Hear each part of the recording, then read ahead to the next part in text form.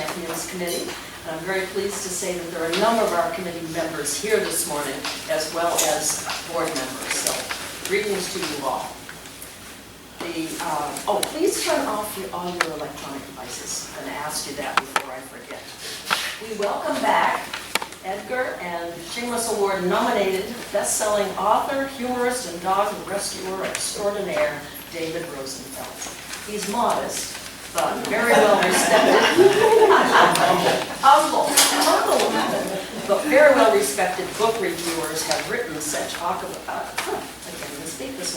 accolades as a fun mystery, surprising enough that I gasped in the public. The ending is deeply satisfying.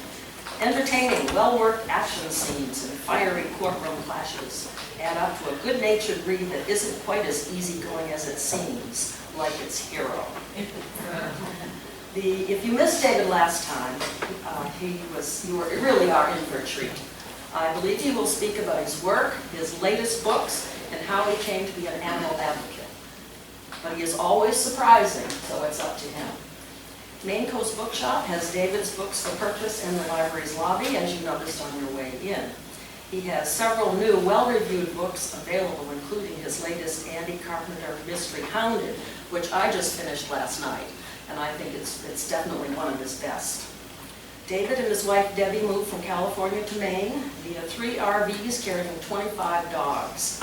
They live nearby with multiple rescued dogs. He chronicled that challenging adventure in his recent book, Dogtripping. Since they moved east, David and Debbie have continued their devotion to saving dogs and finding forever homes for as many as possible. Because he has a passion for golden retriever dogs and mystery writing, he has combined the two in his Andy Carpenter series.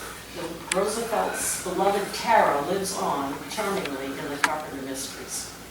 The chat series is supported by the First, Main Street Downescata, a community bank chartered in the mid-1800s. It serves customers at 16 locations along the coast of Maine. Please welcome David Rosenfelt.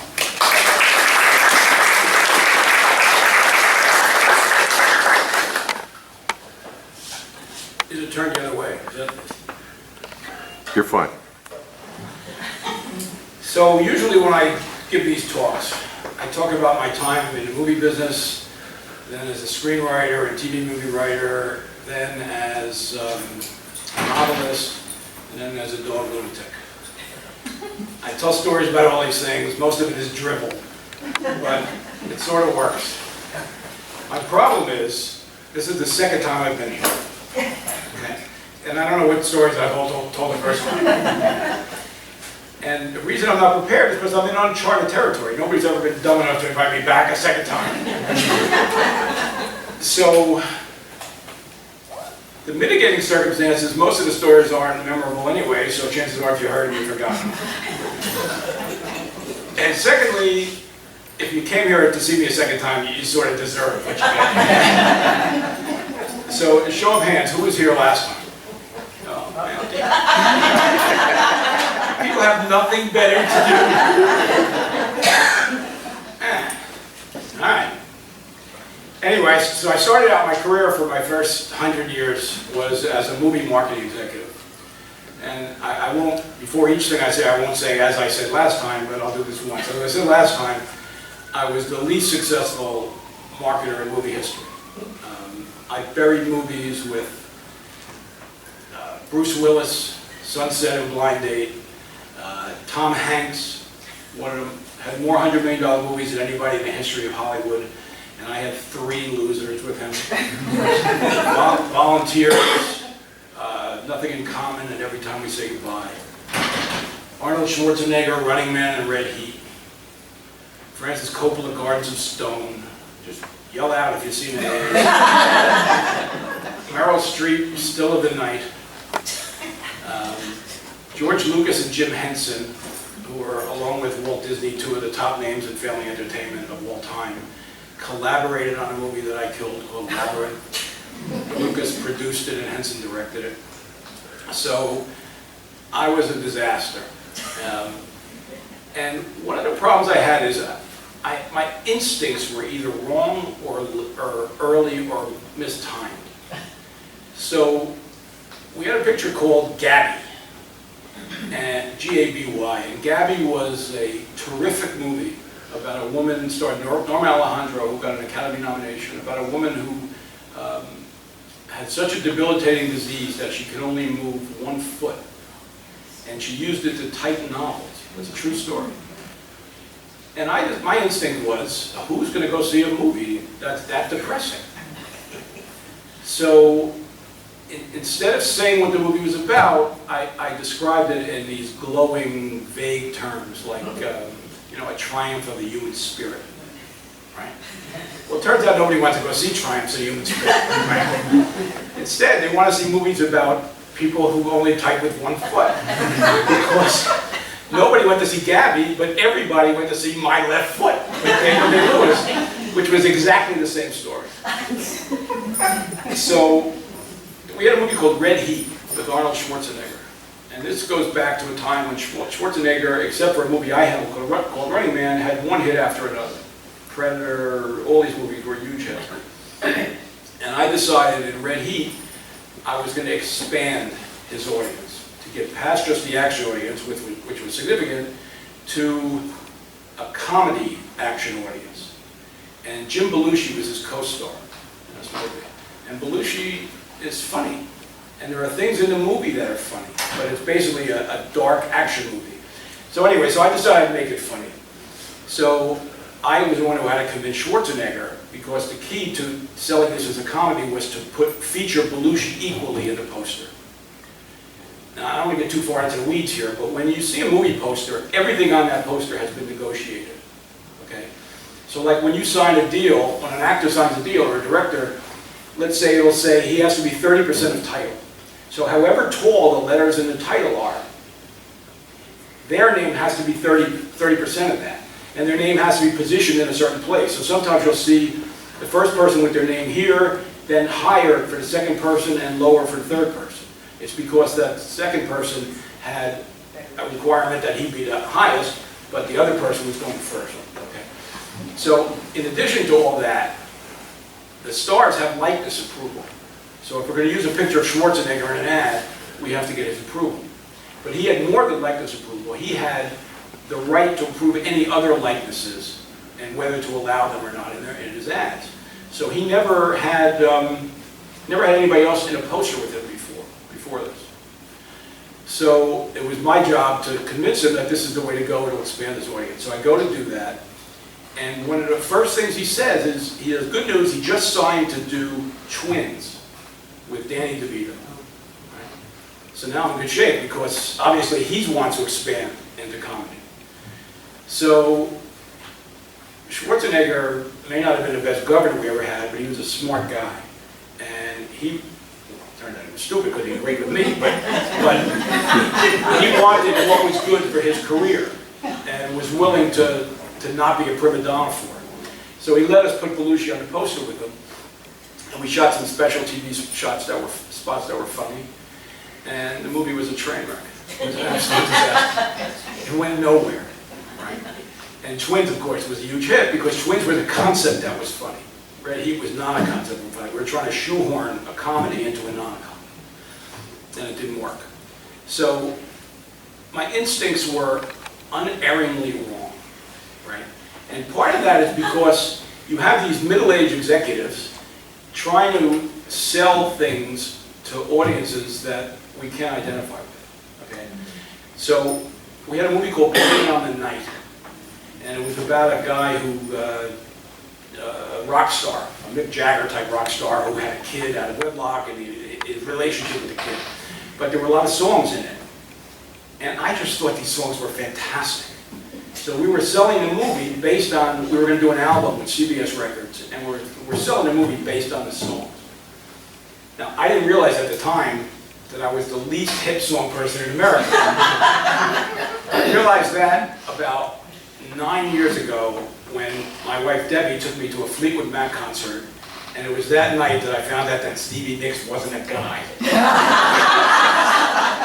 So back then, I just thought Blame It on the Night was the greatest music. I mean, as I was thinking about telling the story today, I was like singing the music because it's so terrific, right?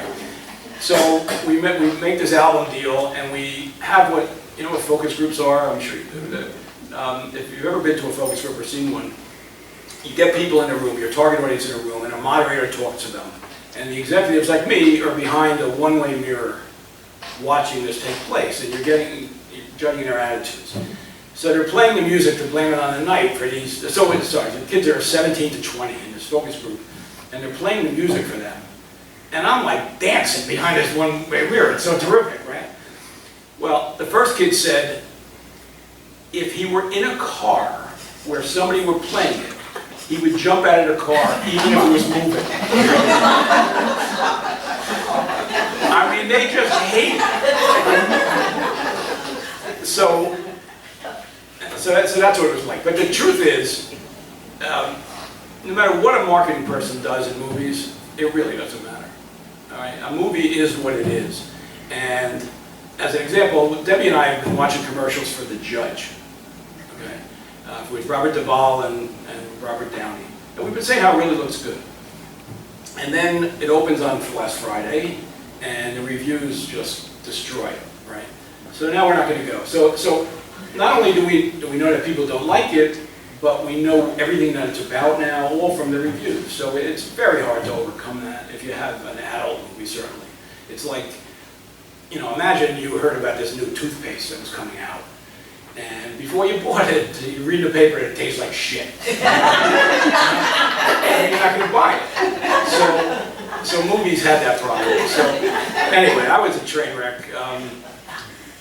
I knew what I was doing, but I was unsuccessful. And my favorite football coach, Bill Parcells, says, you are what your record says you are. And I had nothing but failures. The only thing I resent is another sports comparison. In the NBA, they say that modern players should be grateful, like to Jordan and Bird and Magic Johnson for paving the way for them.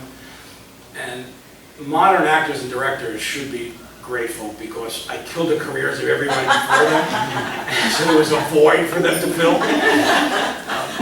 Anyway, I left movies. Trust me, nobody was hanging on my ankles trying to get me to stay. And I started writing screenplays. And I sold about 10 screenplays. And none of them got made. You don't have to sell, you don't have to get a movie made to be a successful screenwriter. I wasn't a successful screenwriter, but you don't have to get them made. But I sold 10 of them. But again, my instincts were just off. So I wrote a script called Unnatural Instincts. It was a comedy, and it was about a guy who decided that every decision and instinct he ever had in his life was wrong. So from now on, he's going to do the opposite of everything he thinks he should do. And he'll be fine, right? It was a really funny script. So I write it, I finish on a Tuesday, and we're going to send it out on Friday. When you write a spec script, you send it out to everybody on Friday and hope that people bid on it and so on. On Thursday night, did anybody ever watch Seinfeld? Yeah. Well, on that Thursday, George Costanza comes into the diner and said, every instinct I've ever had so I'm going to change it. I'm going to do everything the opposite. And he walks up to this nice looking woman and he says, I'm George. I've got no job and I live with my parents. But it was my script. We never even sent it out because there was just no chance, right? So anyway, so my writing career was, movie writing was financially fairly successful, but creatively a disaster.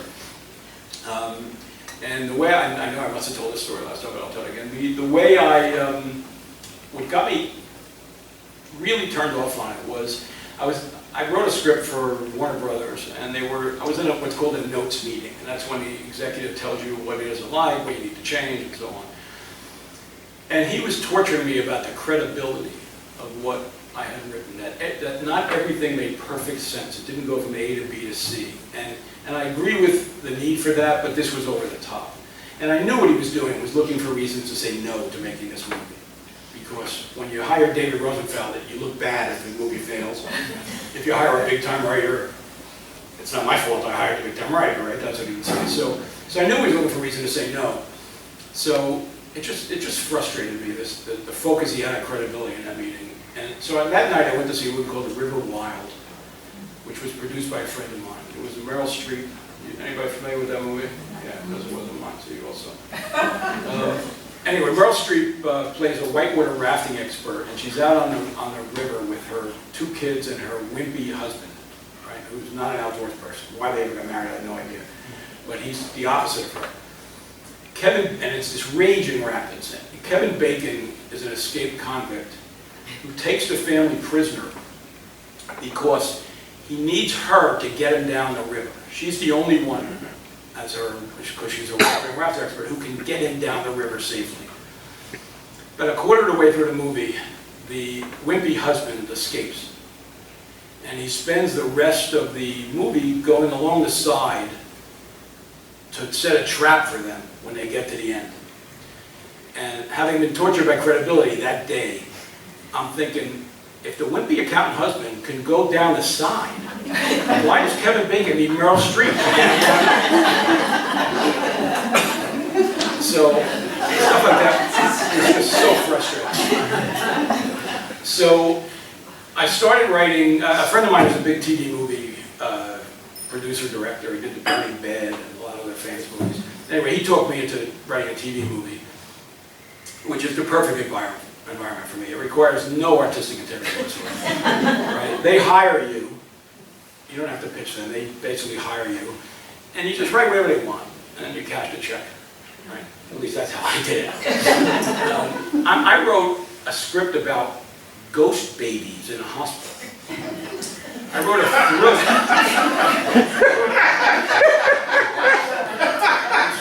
That would have been quite a wonderful piece. I wrote a thriller about postpartum depression.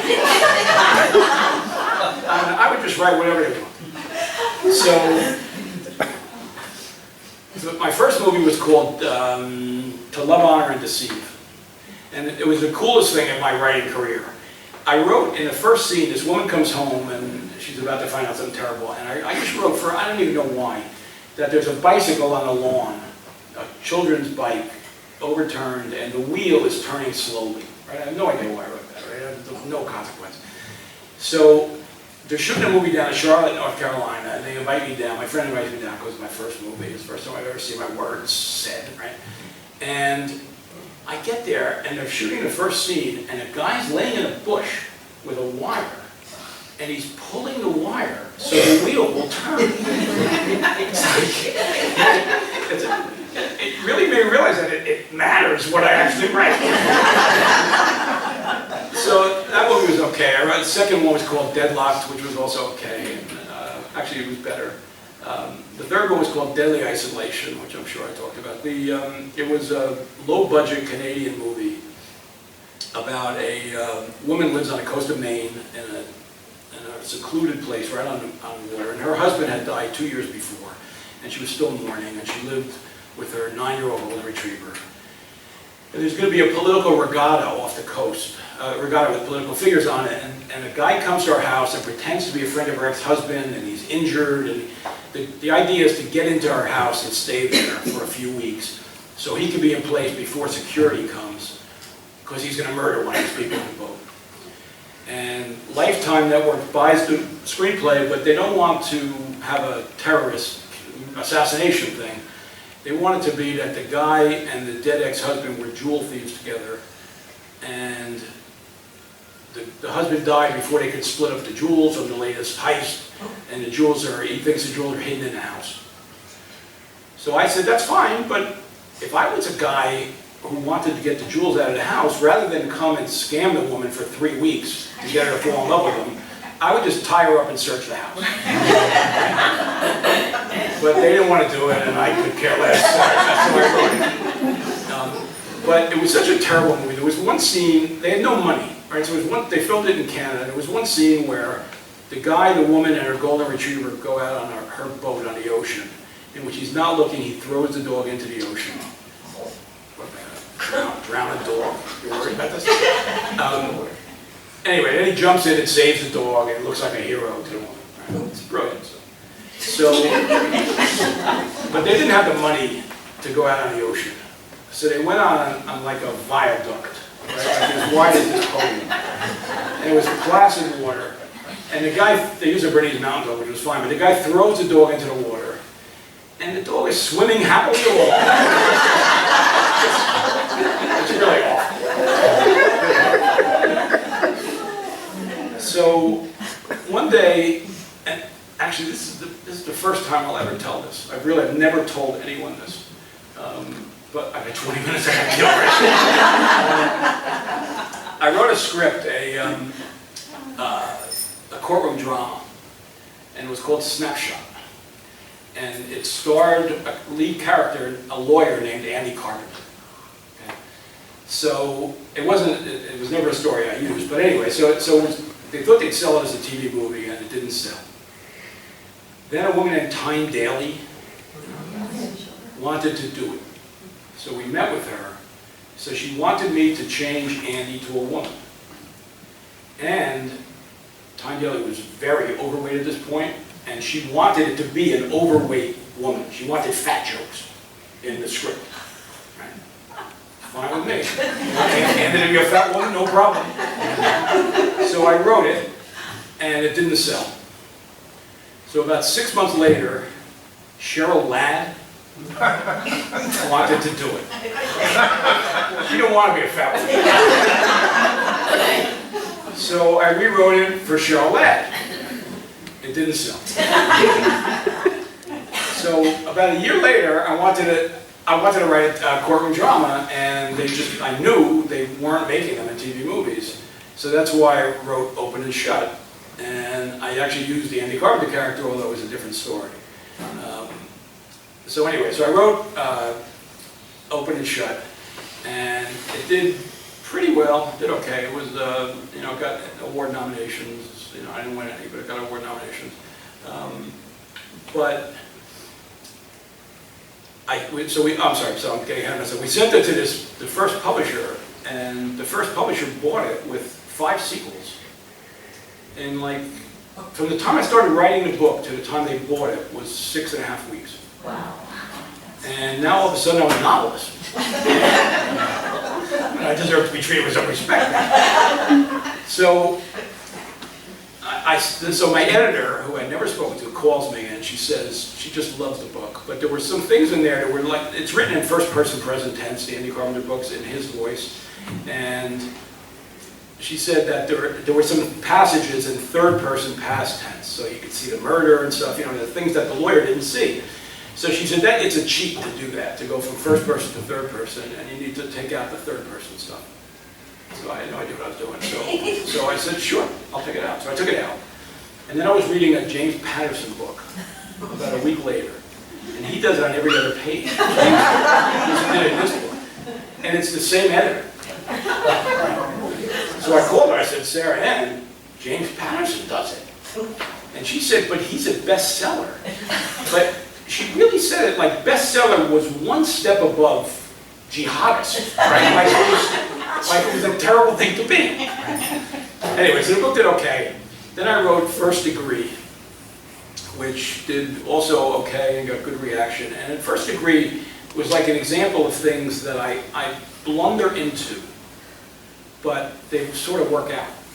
Okay, so I never plan a book in advance, it just goes where it goes. So I decided, so Andy came into some inheritance at $22 million at the end of the first book. And he did it, it was dishonorably earned by his father. So the question was, should he keep the money? So I decided to have him keep the money only because I could do funny things with charities trying to get some of it from him. Right? It's the only reason I could keep the money. But it turned out to be a great thing because from now on, he gets so rich he can take any cases he wants, right? There's no issue with money. It worked out perfectly for me. Then I had him do something called song talking with another character. And that character was, they would work song lyrics into their conversation, right? And it was pretty funny. But that character, Sam, got killed on page 80 in the book. So the song talking didn't last. So the publisher really liked the song talking. So she said, well, why don't you keep him alive and give him an assistant to take the bullet? So I did that. Well, it turned out Sam, because he was a computer expert, has been an absolutely integral character from then on. But he only lived because the publisher wanted song talking. I had to stop doing song talking after 6 books because, number one, as I mentioned before, I'm a music dinosaur, so I have this 35-year-old lawyer song talking West Side Story, right? And also, I don't know if I said told this last time, but I get an email one day from Carole King's attorney. And I used some of her lyrics from "You Got a Friend" in the song talking conversation. And they said I had to pay $10,000 for using it. And the publisher was supposed to get permission and never did. And it wasn't my publisher anymore. I left them, so they don't like me anymore. So I was going to have to pay $10,000 for using 3 lines of "You Got a Friend." So I called a lawyer friend of mine in the music business. He said, you don't have a leg to stand on. You should try and negotiate it downward. So I called the attorney and I said, I offered $5,000. Unbeknownst to me, my agent was pissed off about this whole thing. She was on the email. She calls the same attorney and berates her. How could you take money from this guy? Every dime he makes goes to dog rescue, right? And she sends the lawyer a video that the publisher shot of me in the house with 37 dogs in California. Right? So 2 months go by, and I'm waiting to hear from about my $5,000 counteroffer, which the lawyer said would never fly, but she tried out. We're waiting to hear from my $5,000 counteroffer, and finally she calls me 2 months later. Their counteroffer is $1,000, and they'll donate it back to us for the Tara Foundation. Anyway, that's why Song Talking died. But the books were doing pretty well, and I make stupid mistakes in all my books, like all my books, and I don't do research. And the two come together. Like some of you mentioned their carotid artery, and New Tricks. Lori gets shot in the thigh, and I said she almost bled to death because it severed her carotid. It's in the book. In Dead Center is the only book that's set not in New Jersey, the only Andy Carpenter. It's set in northern Wisconsin. And the end had to do with stuff being flown across the border from Canada. So I write the whole book and I send it to the publisher and I say, while you read this, I'm going to get real town names off of a map for places in northern Wisconsin and substitute them for the fake names I had used. So I look at the map and I find out that there is no border between Canada and Wisconsin. Wisconsin's bordered by Michigan, Minnesota, and so now I have to fly the stuff across Lake Superior. I have to make the bad guy a pilot. I have to put it in an airfield. And I get creative and I have Andy solve the crime because something about that they didn't file a flight plan.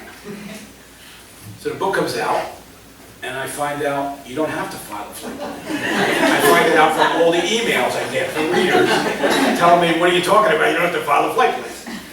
So in book 6, it was going to be the last Andy Carpenter. Can you imagine that? What would have happened to American culture as we know it? And it was called Play Dead. It was going to be the last one. And it was the first book that actually had a dog that was integral to the plot. And so they put a golden retriever on the cover.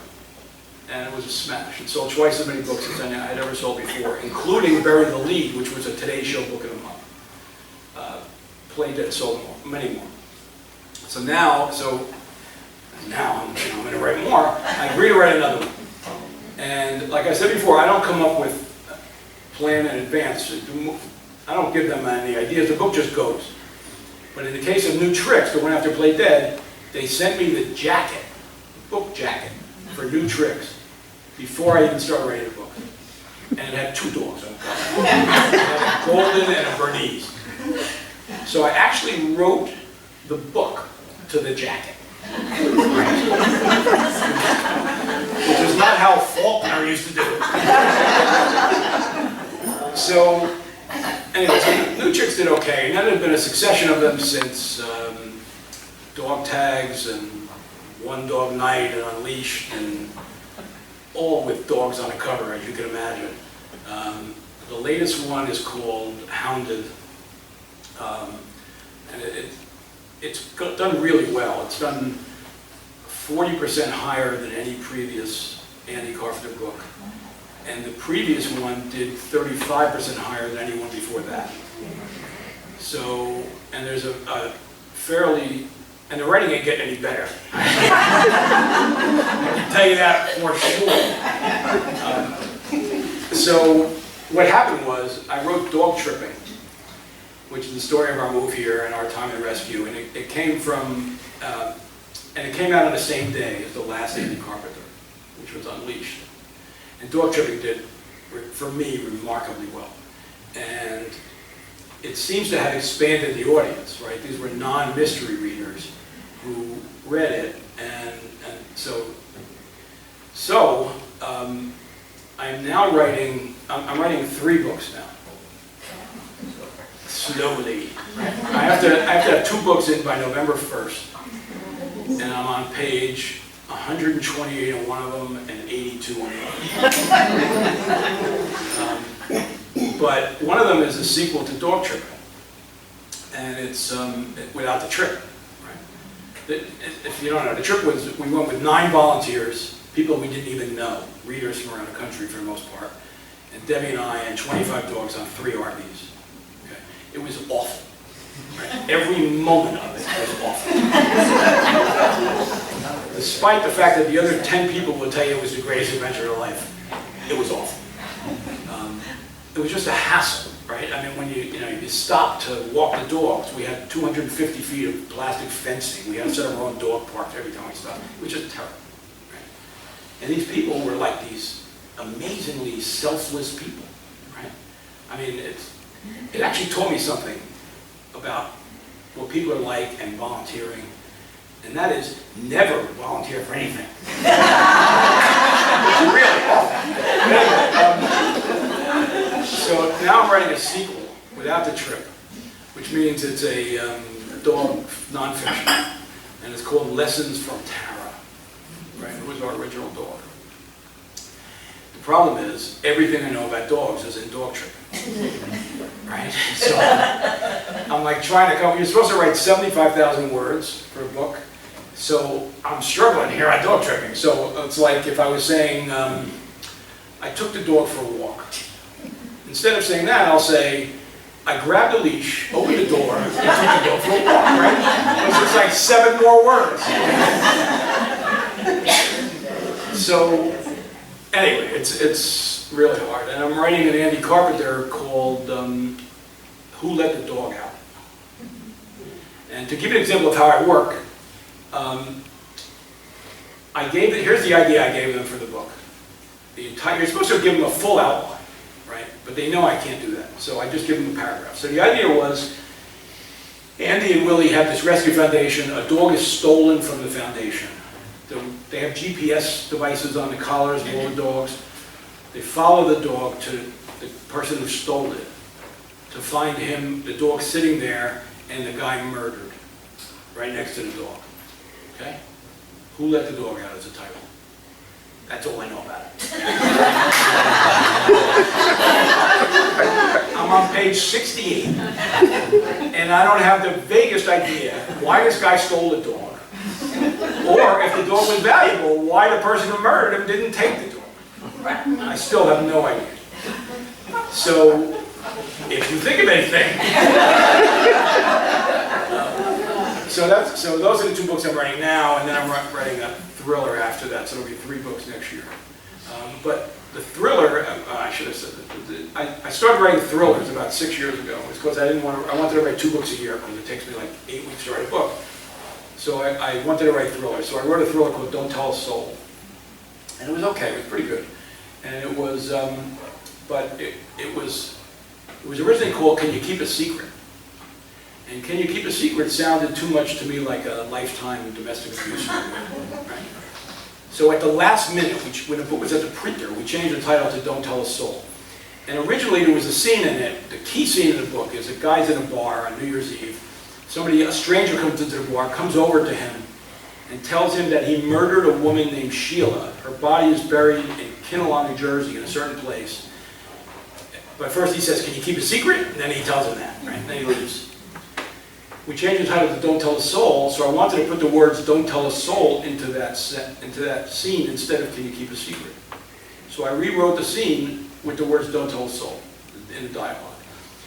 Unfortunately, I, in the process, took out the name Sheila. So the next morning, our guy, who's upset by what he heard, goes to the computer and he's Googling Sheila in Kinnelon, New Jersey. But the guy never mentioned Sheila.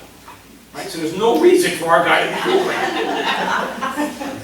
Anyway, the second book was called Down to the Wire, which was pretty mediocre. It was really derivative and not very good. The third was called On Borrowed Time, which quickly is an example of the problem I'm facing on my Andy Carpenter book. And I wrote 50 pages of that book and sold it based on 50 pages, and they were really good pages. It was about a guy who lives in New York City with this woman, who meets a woman in New York City. They move in together for 6 months. He's going to ask her to marry him. They have friends. They have a whole life. He's going to ask her to marry him. They go upstate to her parents for a 4-day weekend, at which time they have an idyllic weekend. He proposes. He gives her the ring he bought. Then they go for a drive, and it starts to get cloudy as they're driving, and it gets darker and darker and darker to the point where his lights can't penetrate the darkness. And the car rolls over in a ditch, and she's gone. When it gets light out, she's gone. And they can't find her, and the cops come, and they decide maybe she was disoriented and went back to her parents' house. So they go back there, and the mother says, I don't know what you're talking about. I don't have a daughter. And you were never here, and I don't know you, and get out of here. So he goes throughout the town, and everybody says the same thing. Nobody ever heard of this woman, nobody met them. He goes home to New York, and all their friends say the same thing. There is no such person. There's no trace of her in the apartment, there's nothing. The jeweler denies he ever sold him a ring. It's too big a conspiracy, too big to be a conspiracy. Right? She never existed. So that's where the pages end, and I sold it to the, they do thrillers as publisher, and I said, so I promise it won't be science fiction, the answer. Now what? Right? So they bought it, the pages were great, but how am I going to possibly? So anyway, that's what I go through. So that was okay. Heart of a Killer came next, I think. Heart of a Killer was really a good book. It was about a woman in prison who wanted to give her heart to her daughter, who was a 15-year-old daughter on the outside who was going to die and needed a perfect match of a heart for a congenital defect. And the woman wanted to commit suicide. She wanted to give her daughter her heart. And so that's an interesting premise. And this lawyer was trying to help her do it, and the state said no. So of course, the lawyer reopens her case to try and get her off in the first place, right, to prove she didn't do it, and get her sentence commuted, and it becomes a thriller. But it's all predicated on the fact that she's the only perfect match for her daughter. So about 6 months after the book comes out, we're having dinner with people we know here. He's a hematologist from Johns Hopkins, and he read the book the day before we had dinner. And he said, look, I don't know how to tell you this, but you don't have to be a perfect match. He said, it's not even important. He said, if you did have to be a perfect match, it wouldn't be the mother. It would be a sibling. Right? So in this case, I mean, the carotid artery thing was one thing, but in this case, the entire premise of the book, the whole book was predicated on the need to be a perfect match. And it was fantasy. Anyway, after that, Airtight came out. Airtight, the major mistake in Airtight was I wrote that they found the victim lying face down on his back.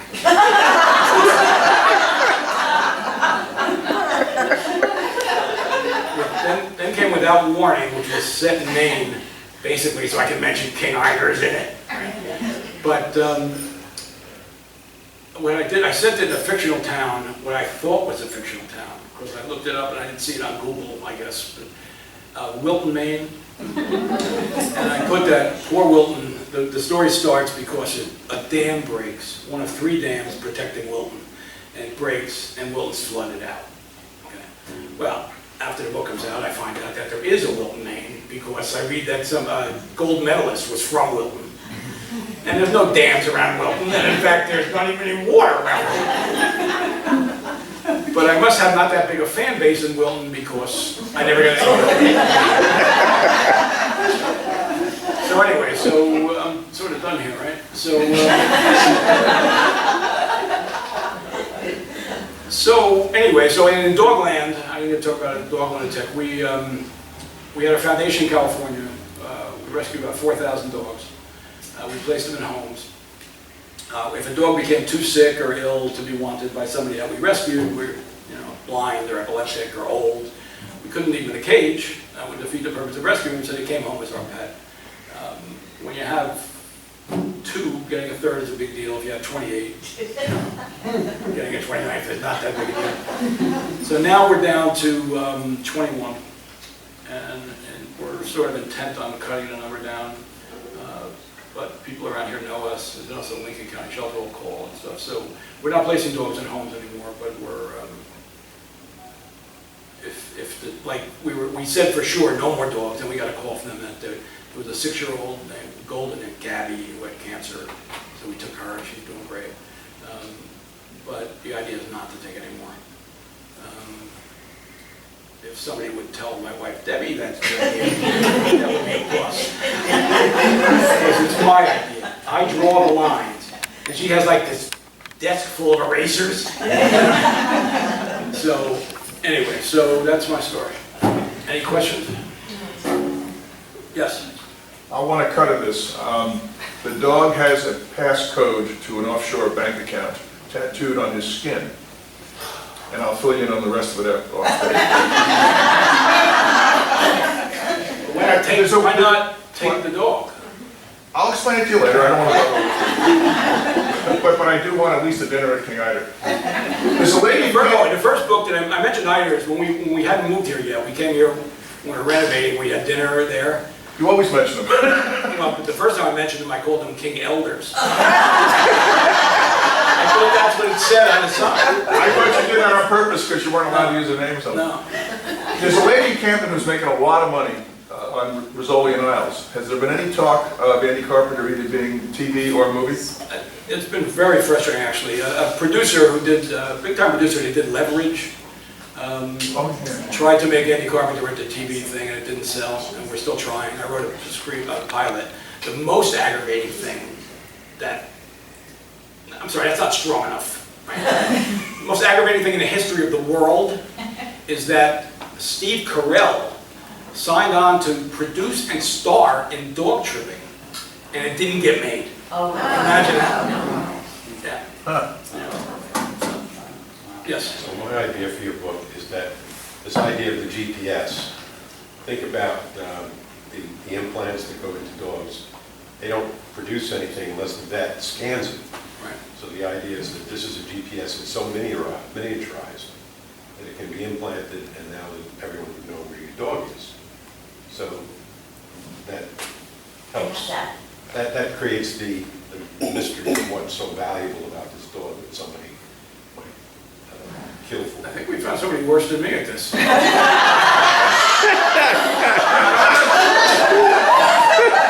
going to overstate this. But it could be that we found some. I'll give you a reason I've never written a book. Anybody else? Yes.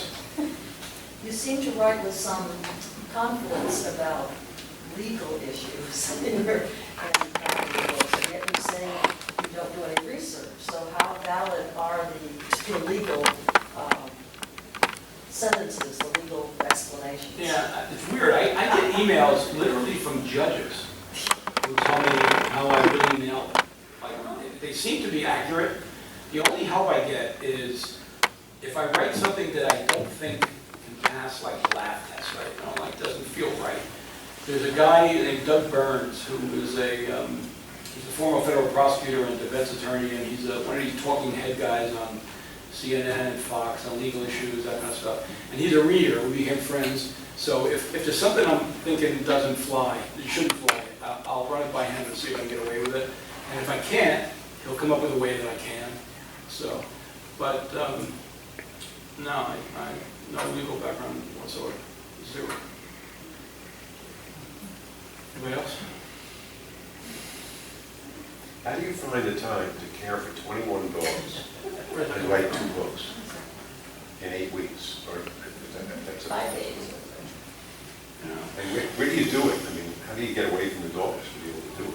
Well, there's 2 things about that. One is, because I started writing late in life, I never learned to be painstaking about it. You know, I'll be on a panel with other writers, and it'll take them 2 years, to write a book. I guess they agonize over every word, but I don't know how it could take that long. Because I never learned to process, and I just talk in my books. You know what the weird thing was? I wrote Unleashed, and Unleashed and Dogtripping came out the same day. So I wrote them back to back. So one is Andy Carpenter talking, and one is me talking. And they're identical. And I really didn't even realize how much our voices are the same until I wrote it. So it's sort of just me talking. So that's one of the reasons it's fast. And the other is, I don't know what your career was, but when I was in the movie business, I worked 12 hours a day, 14 hours a day, in marketing. If I did that now as a writer, I'd have the book done by tomorrow, right? I mean, it's an intense process, so it's hard to do that, but I've described what I'm up against with these deadlines. I still won't work more than 3 or 4 hours a day, and I'll get it done. And you feel lazy about it, I just don't put in the hours that I used to, so I don't feel like I'm being imposed on. It doesn't feel like that. What's a typical day like at your house? Well, this morning, I got up. We have a dog that's really sick and is having accidents in the house, so I cleaned that up. I went outside and shoveled some shit. Yeah. Then I fed the 21 of them. And then Debbie was out at a spinning class, so I got dressed, I showered, and we put them in rooms when we leave. We isolate some from others, just in case if FedEx pulls up and the excitement, we don't want to take a chance. So that's a process. I give out biscuits, and then I'm here. But when I go home, I can work, I can do whatever I want till feeding time tonight. Oh, I have to give out medicine. It takes a while to give out medicine, a lot of it. But it's, in a normal day, if there's nobody around, it's not that chaotic.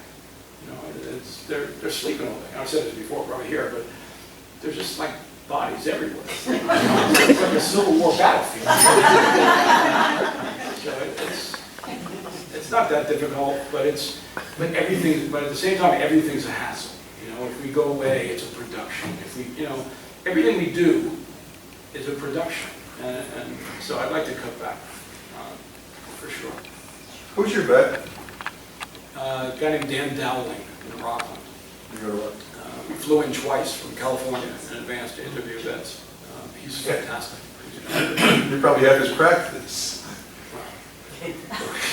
When we moved from Santa Monica, Orange County in California, and we went to this vet, and we're now, at the time we were 37 senior dogs coming into his practice. That's probably half his practice. I mean, if you're going to die and come back as a vet, you want to be our vet. Yeah, definitely. Yes? How did you end up around here? Well, we want to be back east because we have family in New York. We want to be near New York anyway, which is where we're from. We wanted real weather. And my son went to law school with a guy named Matt Newman, who's Newman and Lynch. And Ross, my son, had been up here for his wedding and said, it's a great place, you ought to check it out. So we just love it. We just absolutely love it. It's a great place.